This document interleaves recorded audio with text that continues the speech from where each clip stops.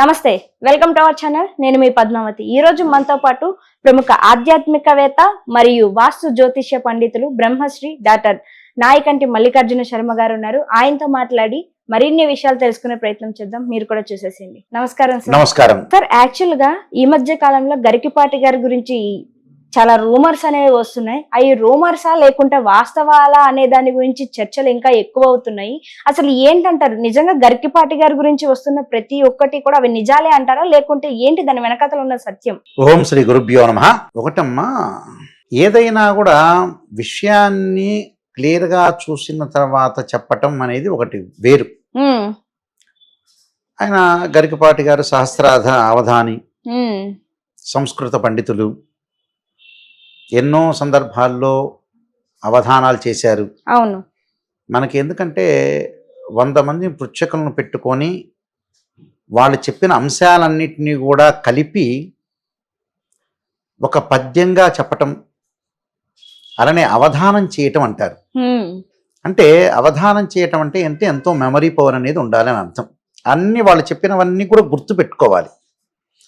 అయితే ఇప్పుడు వారి యొక్క విషయాన్ని మనం చూసుకున్నట్టయితే గరికపాటి నరసింహారావు గారు ఈ విషయాన్ని మనం ముందుగా వస్తే రకరకాల మీడియాలో రకరకాల కథలు రావటం, రకరకాలు జరుగుతుంది.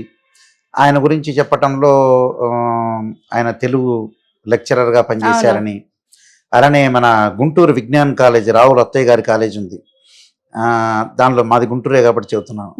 రత్తయ్య గారు బాగా తెలుసు, మా అమ్మాయి గారి మిత్రుడే. అయితే ఆయన దానిలో లెక్చరర్ వర్క్ చేశారట. తర్వాత వేరే చోట కోనసీమ కాలేజ్ అని ఒకటి పెట్టారని, దానిలో ఏదో కాలేజీ సాగకపోవటం, ఆయన బయటికి రావటం ఒకటి, తర్వాత వివాహం జరగటం, ఆమెతోటి డివోర్స్ జరగటం, మళ్ళీ వివాహం చేసుకోవటం, ఆ పిల్లలు వీళ్ళ దగ్గర ఉండటం అనేది అని వార్తలు.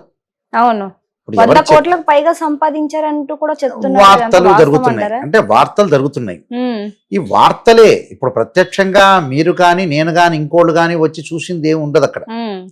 వార్తలు వస్తున్నాయి. ఆమె ఎందుకు అన్నదో, ఈయన ఆమె మరి వెళ్ళిపోయిన తర్వాత మామూలుగా ట్రూ అయితే నిజం చెప్పాలంటే ఆమె వెళ్ళిపోయింది. ఆమె వెళ్ళిపోయిన తర్వాత డైవర్స్ తీసుకున్నారన్నారు, తర్వాత పిల్లల్ని ఇక్కడ ఉంచారన్నారు, మళ్ళీ వాళ్ళిద్దరి మధ్యలో ఆ పిల్లల్ని ఏం దగ్గరే ఉన్నారు, పిల్లల్ని అయితే చూస్తున్నారు అని చెప్పారు వార్త. అయితే మనకు కూడా ఫుల్ క్లారిటీ లేదు కదా. యాక్చువల్గా అయితే ఎవరింట్లో ఫ్యామిలీ మ్యాటర్ వాడికే తెలుస్తుంది, వాళ్ళకే తెలుస్తుంది. ఇప్పుడు నా ఇంట్లో మ్యాటర్ నాకు తెలుస్తుంది, ఎదుటి వాడి ఇంట్లో మ్యాటర్ వాళ్ళకే తెలుస్తుంది. ఏం ప్రాబ్లమ్స్ ఉన్నాయో వాళ్ళకి మాత్రమే తెలుస్తుంది, కానీ ఎదుటి వాళ్ళకి తెలియదు. ఆమె ఇలా చెప్పింది. చెప్పిన తర్వాత ఏం జరిగింది, ఇలాగా కొడుకుల్ని మీ దగ్గరే ఉంచుకుంటున్నారు అన్నట్టుగా అన్న తర్వాత ఏదో అవధానం చేస్తున్నారు, ప్లస్ ప్రవచనాలు చెప్తున్నారు. ఆ ప్రవచనాల్లో కూడా టెంపుల్స్లో చెప్తున్నారు, రకరకాల చోట్ల చెప్తున్నారు ఆయన. సరే, ప్రవచనాలు చెప్పచ్చు, మనిషిని ఒక మంచితనంగా నడిపించాలనే ఉద్దేశంతో ఆయన అవధానంతో పాటు ఇలాంటివి కూడా చెప్తున్నారు. అవధానం వేరు, ప్రవచనాలు వేరు. ఇప్పుడు మేము జ్యోతిష్యం చెప్పేటప్పుడు ఆస్ట్రాలజీ వేరు, వాస్తు వేరు, గణిత శాస్త్రం వేరు, మ్యాథ్స్, ఫిజిక్స్, కెమిస్ట్రీ వేరు, అవధానం వేరు. ఆయన సంస్కృత తెలుగు పండితులు. ఈ సబ్జెక్ట్ అనేది చెప్తున్నారు, మంచిదే, ప్రజలకు చెప్తున్నారు, ఉన్న విషయాన్ని అంతా కూడా క్లారిటీ చెప్తున్నాడు, దానిలో తప్పేం లేదు. కానీ బట్ ఇక్కడ ఏంటంటే రూమర్స్ అనేవి మనమే అంటున్నాం రూమర్ అని, అవునా? అది అబద్ధం అనేగా అర్థం. అది ఎంతవరకు నిజము ఎంతవరకు తెలియదని ఎవరికి తెలియదు, దేవుడు తప్పితే ఎవరికి తెలియదు నిజం చెప్పాలంటే. అయితే ఆయన మంచి పండితుడే, దానిలో ఏం డౌట్ ఏం లేదు, ఆ విషయంలో పండితుడే. కానీ ఏమిటంటే ఇప్పుడు పాత రోజుల్లో ఏంటంటే అండి, మీడియా లేనప్పుడు ఏదన్నా ఒక మాట రాజకీయ నాయకుడు కానీ, తర్వాత లెక్చరర్ కానీ, ఉపన్యాసుడు కానీ చెప్తే ఏంటంటే పేపర్లో మాత్రం పడేవి, లేదా కొంతమంది మాత్రమే నోట్ అయ్యేది. ఇప్పుడు మీడియా వచ్చేటప్పటికల్లా ఏ మాట మాట్లాడినా కూడా అది సేవ్ అవుతూ ఉంటుంది. అవును, ఎంబటే సేవ, ఈయన ఇలా అన్నాడండి, ఈయన ఇలా అన్నాడండి, వాళ్ళు అలా అన్నారండి అని చెబుతుంటారు.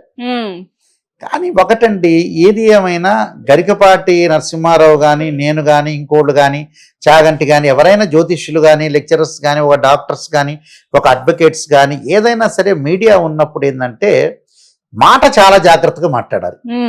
అసలు పాయింట్ అదే. ఎందుకంటే ఏది మాట్లాడినా కూడా ప్రజలు హర్ట్ అయిపోతుంటారు. అవును, ఏది మాట్లాడినా ఇప్పుడు మన ఇంట్లో మన పిల్లల్ని చదువుకోరా బాబు అంటే హర్ట్ అయిపోతాడు. మన ఇంట్లో అమ్మాయి రేపు ఎగ్జామినేషన్ ఉంది, రాత్రి వరకు చదవద్దు అని అంటేనే హర్ట్ అయిపోతారు. ఏది చెప్పినా అందరినీ కూడా మనం సాటిస్ఫాక్షన్ చేయలేం. ఒక జ్యోతిష్యుడిగా నేను అందరినీ సాటిస్ఫాక్షన్ చేయలేను. ఇన్ని సంవత్సరాలు ఫీల్డ్లో ఉండి, నేను మోహన్ పబ్లికేషన్ వాళ్ళకి రైటర్గా ఉండి, నేను ఎంఎస్సి మ్యాథ్స్ చేసి, ఆస్ట్రాలజీ చేసి, ఇన్ని రకాలుగా చేసి చాలా సీనియర్ వ్యక్తిని. నేను అందరికీ చేయగలుగుతానా? చేయలేను.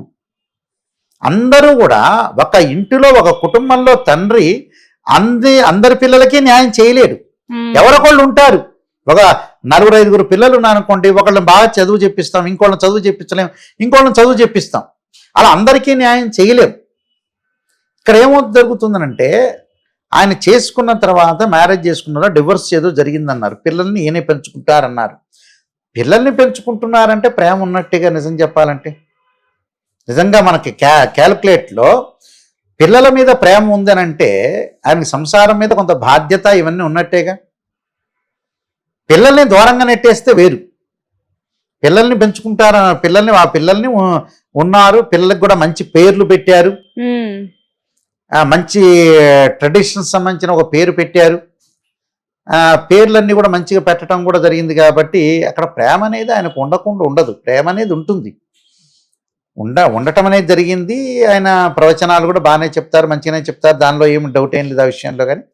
కానీ ఇక్కడ ఏంటంటే, ఈ 100 కిలోమీటర్ల స్పీడ్ కంటే 150 కిలోమీటర్ల స్పీడ్ వెళ్తారు. అంటే ప్రజల్ని గమనిస్తూ వెళ్ళాలి. ప్రజలు ఎలాంటి వాళ్ళు అంటే మామూలుగా ఉండరు. ప్రతి పాయింట్ కూడా అర్థాన్ని తీసి చాలా జాగ్రత్తగా ఆలోచన చేసి వెళ్ళాలి. కొద్దిగా ఆయన వెళ్ళటం అనేది మంచిగా మార్గంలోనే వెళ్తారు. కానీ అందరూ, కొంతమంది సంతృప్తి గల వాళ్ళు ఉంటారు, అసంతృప్తి గల వాళ్ళు ఉంటారు, కొంత పర్సెంటేజ్. అలాంటి వాళ్ళబ్బా ఏం చెబుతున్నారు అనే వాళ్ళు ఉంటారు. ఆయన ఎంత పండితుడైనా, ఏం పండితులైనా కూడా ఇప్పుడు మ్యాథ్స్ లెక్చరర్ చెప్తుంటారు, జూనియర్ లెక్చరర్ చెప్పడం వేరు, సీనియర్ లెక్చరర్ చెప్పడం వేరు. ఆ సీనియర్ లెక్చరర్ ఎంత బాగా చెప్పినా కూడా ఏదో రకంగా బ్లేమ్ చేసేవాళ్ళు కూడా ఉంటారు. పాపులారిటీ వస్తే బ్లేమ్ చేసేవాళ్ళు కూడా చాలా మంది ప్రపంచంలో రెడీగా ఉంటారు. అవును. ఎవరికి తెలుసు అండి సంపాదన అనేది? ఎవరికి తెలుసు? ఎవడి కష్టం వాడిది. మనం వెళ్ళి చూసామా, చూసినట్టు చెప్తామా? ఎవరికి తెలుసు? ఇప్పుడు ఆయన మీద కూడా ఇన్ని కోట్లు సంపాదించి, అన్ని కోట్లు సంపాదించారు, నిజంగా ఎవరి ఇంటికి వెళ్ళి చూశారా? ఎవడి కష్టం వాడిది. ఇప్పుడు మనం అనుకుంటాం, బయటకు వస్తాం, మంచి ప్యాంట్ షర్ట్ వేస్తాం, మంచి పంచ కట్టుకుంటాం, మంచి అందంగా తీర్చిదిద్దుకొని వెళ్తాం. లోపల బాధలు ఎవడికి తెలుసు? ఎవడికి తెలుసు? ఇప్పుడు శరీరం బ్రహ్మాండంగా అందంగా ఉంటుంది. భక్త తుకారం లక్కినే నాగేశ్వరరావు చెప్పినట్టుగా ఒక సినిమాలో ఒక ఆమె డ్యాన్స్ చేస్తుంటుంది, నేను అందగత్తెని అనుకుంటుంది. నీ అందం అంతా తరిగిపోతుంది, చూసుకోపో, 60 ఏళ్ళు రాగానే ముసలితనం కనపడుతుంది అద్దంలో. అలాగా ఎవరికి తెలుసు లోపల బాధలు కష్టాలని కూడా తెలియదు కదా. ఇదంతా ఏంటంటే అండి, ఫ్యామిలీ ప్రాబ్లమ్స్ బయటకు తీసుకురాకూడదండి. అవును. ఎవడి ప్రాబ్లమ్స్ వాడుకుంటే, ఒక సినిమా యాక్టరే కాదు, ఒక ఆస్ట్రాలజరే కాదు, ఒక డాక్టరే కాదు, ఏం జరుగుతుందో వాళ్ళలో పాపం ఏం ప్రాబ్లమ్స్ ఉన్నాయో. చాలా మంది కూడా ఒక రాజకీయ నాయకుడిని అనేటప్పుడు కానీ, ఒక డాక్టర్ని అనేటప్పుడు కానీ, ఒక ఆస్ట్రాలజర్ అనేటప్పుడు కానీ, వాళ్ళలో ఏం ప్రాబ్లమ్స్ ఉన్నాయో, ఎవరి తప్పు ఉందో, ఎవరిది ఒప్పు ఉందో ఎవరికి తెలుస్తుంది? అయితే ఇద్దరు తప్పు ఉందో, విసిగిపోయి ఉంటాడేమో. ఒక అమ్మాయి భర్తను వదిలేసిన తర్వాత మనం ఏమనుకుంటాం సహజంగా? ఈ అమ్మాయి చూడండి, ఈ భర్తను ఏం ప్రాబ్లం, వాడు నీచోడో మంచోడో కాదు. ఈ అబ్బాయి కూడా అమ్మాయిని వదిలేసినప్పుడు ఆ అమ్మాయి ఎలాంటిదో తెలియదుగా. నిజంగా అయితే సాధారణంగా జనరల్గా అయితే ఎవరికి తెలియదు అది. ఇవన్నీ కూడా కొంత రూమర్స్ అనేవి ఎక్కువ అవుతుంటాయండి. ఎవరి ప్రాబ్లమ్స్ వాడివే. ఎందుకంటే ఇప్పుడు ఈ మీడియాలో వచ్చింది కాబట్టి ఆ మీడియాలో ఇవన్నీ హైలైట్ చేస్తుంటారు. సామాన్యంగా నేను ఒక వ్యక్తిగత జాతకాన్ని అసలు చెప్పను, నిజం చెప్పాలంటే. ఎవరి గురించి కూడా అనాలిసిస్ చెయ్యను. మన ఛానల్ వాళ్ళు చెప్పారు, మొట్టమొదటి అనాలిసిస్ నాదే. ఇంత సీనియర్ నేను ఎవ్వరి గురించి చెప్పలా. పాపం ఆయన ప్రాబ్లమ్స్ ఏమున్నాయో గరికపాటి గారివి, ఆయన ఏమున్నాయో పాపం ఆయనే స్టేట్మెంట్ ఇవ్వాలి ఈ విషయాల్లో. అయితే ఆయనే స్టేట్మెంట్ ఇస్తే గానీ తెలియదు నిజం చెప్పాలంటే. ఎవరు జ్యోతిష్యులు కానీ, ప్రవచనకర్తలు కానీ ఎవరు చెప్పినా కూడా, మా లాంటి వాళ్ళు చెప్పినా పాపం ఆయన ప్రాబ్లం ఏముంటుందో, అది నిజమో ఏమిటో ఒట్టిదో ఎవరికి కాదు తెలియదు. సరే, కాలేజీలు పోవటం, కాలేజీలు తీసేయటం ఇవన్నీ కాదు. ఎవరైనా కాలేజీ పెడతారు, లాస్ అవుతుంది, తీసేస్తారు, అది సహజం. అది గుంటూరులో ఎన్నో కాలేజీలు ఉన్నాయి. ఆ కాలేజీలన్నీ కొన్ని ఇబ్బందులు కలిగి తీసేసిన వాళ్ళు చాలా మంది ఉన్నారు. గుంటూరు ఎడ్యుకేషన్ హబ్ మా ముందే మేము చూసాం. గుంటూరులో తీసే వాళ్ళ ప్రాబ్లమ్స్ ఉంటాయి, వ్యక్తిగతంగా కాలేజీలో చేస్తారు, కొన్ని ఇబ్బందులు ఉంటాయి. ఆ కాలేజీ నుంచి ఇంకో కాలేజీలో చదువుతారు, సొంతంగా కాలేజీ పెట్టుకున్నారు అన్నారు. ఇవన్నీ కూడా అనాలిసిస్ చేయకూడదు. వాస్తవంగా అయితే మీడియా కూడా అనాలిసిస్ చేసుకోకుండా ఆయన వ్యక్తిగతంగా ఆయనే స్టేట్మెంట్ ఇచ్చి దీన్ని ఓవర్కమ్ చేస్తే బెటర్. నేను చెప్పేది ఇది ఇందయ్యా, ఇది జరిగిందయ్యా, నేను ఫేమ్ అయ్యాను కాబట్టి మీడియా వాళ్ళందరూ కూడా చెప్తున్నారు, నేను ఇది జరిగింది, మా వ్యక్తిగత విషయము. ఎందుకంటే వ్యక్తిగత విషయాలు కూడా బయటకు తీసుకురాకూడదు. నిజం చెప్పాలంటే ఎవరైనా సరే, ఏ యాక్టర్ అయినా సరే, ఒక ముఖ్యమంత్రి స్థాయిలో ఉన్న వ్యక్తి అనుకోవచ్చు, మినిస్టర్ అనుకోవచ్చు, ఒక సినిమా యాక్టర్ అనుకోవచ్చు, పక్కన ఇంటివాడు అనుకోవచ్చు, ఎదుటింటివాడు అనుకోవచ్చు, ఎవరి వ్యక్తిగత విషయాలు వాళ్ళకే ఉంటాయి. వాళ్ళ ప్రాబ్లమ్స్ ఏంటో మనకి తెలియదు కదా. ఆ ప్రాబ్లమ్స్ ని వాళ్ళే మీడియా ముందు రెక్టిఫై చేయాలి, లేకపోతే మీడియా వాళ్ళు దీన్ని ఆపేయాలి చెప్పకుండా. అవును, అది దాన్ని ఫోకస్ చేయకూడదు. అవును, ఈ రెండిట్లో ఏదో ఒకటి ఫోకస్ చేయకూడదు. ఫోకస్ చేయకుండా ఆపటం అనేది నేను మీడియాని అడుగుతుంటా. వాస్తవం ఇది మీడియా వాళ్ళకే చెప్తుంటా నేను. ఎందుకంటే పాప ఎవరి వ్యక్తిగత జీవితం, ఎవరి ప్రాబ్లం వాళ్ళది, ఎవరి ఆరోగ్యం వాళ్ళది, ఎవరి ప్రాబ్లం వాడిది. ఆ ప్రాబ్లాన్ని వాళ్ళకి ఏమిటో, నిజమో ఒట్టిదో ఏమిటో, కొంతమంది లేకపోయినా బ్లేమ్ చేస్తుంటారు, పాపులారిటీ అయితే బ్లేమ్ చేస్తుంటారు. ఇలాంటివి కూడా జరుగుతూనే ఉంటాయి, మేము సహజంగా చూస్తూనే ఉంటాం. అది లేకపోయినా బ్లేమ్ చేసేవాళ్ళు ఉన్నా బ్లేమ్ చేస్తారు, అసలు ఉంటే కూడా ప్రాబ్లం చేసేవాళ్ళు ఉన్నారు. నిజమో ఒట్టిదో భగవంతుడికి ఎరకది. అందువల్ల ఏదైనా సరే వ్యక్తిగతంగా వాళ్ళే స్టేట్మెంట్ ఇవ్వాలి, అది కరెక్ట్ అమ్మ. నిజమే సార్, మీరన్నది కూడా వాస్తవమే. ఏ విషయం అనేది గురువు గారు బయటకు వచ్చి ఇది జరిగింది అని చెప్పేంత వరకు ఎవరము ఒక నిర్ణయానికి రావడం. వీళ్ళు ఏం చేస్తారంటే, ఒక వ్యక్తి పాపులారిటీ అయిన వ్యక్తి, ఆయన ఏ ఊరండి, ఆయన 10th క్లాస్ ఎక్కడ చదివారండి, ఆయన ఎగ్జామినేషన్ లో మార్కులు పోయినాయా, ఆయన ఇంటర్మీడియట్ ఏ కాలేజ్ చదివారు, ఈయనకి ఏమన్నా ప్రాబ్లం అయిందా, లేదా అన్నదమ్ములు అరుచుకున్నారా, ఆ తర్వాత అక్కా చెల్లెళ్ళు కొట్టుకున్నారా, లేదా భార్యాభర్తలు కొట్టుకున్నారా. కొట్టుకుంటారు, కలుసుకుంటారు. దేశంలో కొట్టుకోని వాడేవాడు, కలుసుకొని వాడేవాడు. అవును, ఇప్పుడు గ్రామాల్లో ఉంటాయి, గ్రామాల్లో ఇద్దరు అన్నదమ్ముల మధ్యలో గొడవలు జరుగుతుంటాయి, పార్టీల మధ్యలో గొడవలు జరుగుతాయి, మళ్ళీ వెళ్ళి వాళ్ళిద్దరు ఒకటి అవుతారు, ఈ మధ్యలో వాడు ఫెయిల్ అయిపోతాడు. అలా వాళ్ళ వ్యక్తిగతంగా ఉంటాయి, అన్నదమ్ముల మధ్యలో ఉంటాయి, రకరకాలు ఉంటాయండి. ఇవన్నీ కూడా వ్యక్తిగతంగా వాళ్ళందరూ ఒకటే కావాలనేది మనం ఆలోచన చేయాలి. సర్వే జనా సుఖినో భవంతు అన్నట్టుగా అన్నదమ్ములు కలిసి ఉండాలి, అక్క చెల్లెళ్ళు బాగుండాలి, ప్రజలందరూ కూడా బాగుండాలి, గొడవలు పడకూడదు. వ్యక్తిగతంగా ఉంటే వాళ్ళు ఏదో పంచాయతీ పెట్టుకోవాలి, తీర్మానం చేసుకోవాలి, వాళ్ళు మాట్లాడుకోవాలి, వెళ్ళిపోవాలి, అంతే. ఇవన్నీ వ్యక్తిగత సమస్యలు. ఈ వ్యక్తిగత సమస్యల్ని బాగా లాక్కూడదు. అందులో ఇంకోటి, అది చిన్న సమస్యే. అదేమో ఆయన గురించి ఏదో కాలేజీలో, రత్తయ్య గారి కాలేజీలో చేశారు, కాలేజీలో చేయొచ్చు, ఆయన మానేయచ్చు, ఇంకో కాలేజీలో చేసుకుంటాడు, ఆయన ఇష్టమైన కాలేజీలో ఆయన చేసుకుంటాడు. దానిలో ఏముంది. మా మామయ్య గారు ప్రముఖ గణిత శాస్త్రజ్ఞులు, ఉపన్యాసకులు, గుంటూరులో రవి కాలేజ్ చేశాడు, విజ్ఞానంలో చేశారు, ఆ కాలేజీ వికాసంలో చేశారు. ఎవరికి ఇష్టం వచ్చిన వాళ్ళు చేస్తారు. వాళ్ళ వ్యక్తిగత జాతకాలని, వ్యక్తిగతంగా ఉండే విషయాల్ని మనం ఆలోచన చేయకూడదు. ఇప్పుడు మాకు బోలెడంత మంది జాతకాలకు వస్తుంటారు, వాళ్ళ వ్యక్తిగత విషయాల్లో అన్న జాతకం చూపించుకుంటే తమ్ముడు చెప్పొద్దండి అని అంటాడు. గురువుగారండి మా తమ్ముడికి ఏం చెప్పొద్దండి అంటాడు. వాళ్ళ వ్యక్తిగతం, చెప్పలేవయ్యా అంటాం, వాళ్ళ వ్యక్తిగతం. అది ఏమీ లేదు, దీనిలో ఉప్పు లేదు పులుసు లేదు. నిజం చెప్పాలంటే ఏమీ లేదు అని భూతద్దం వేసిన చూసినట్టు ఉన్నారు ఇక్కడ. ఏదైనా ఉంటే వాళ్ళు ఫ్యామిలీ పరంగా వాళ్ళు చూసుకుంటే క్లియరెన్స్ అయిపోతుంది. ఇందులో ఏమి లేదండి, అసలు టాపిక్కే లేదు, ఇందులో టాపిక్ లేదు, ఏమి లేదు. ఆయన మంచి అవధాని, బాగా చెప్పగలుగుతాడు, మంచి నాలెడ్జ్ అనేది ఉంది, దానిలో ఏం డౌట్ లేదు. ఏంటంటే కొద్దిగా ఆయన కూడా ఆలోచన చేయాలి. ఎందుకంటే ఏజ్ పెరిగిపోతుంటుంటే ఏంటంటే, ఒక మీడియా సంస్థలు కానీ జనాలు కానీ ఉంటారు, పట్టేస్తుంటారు లాగి.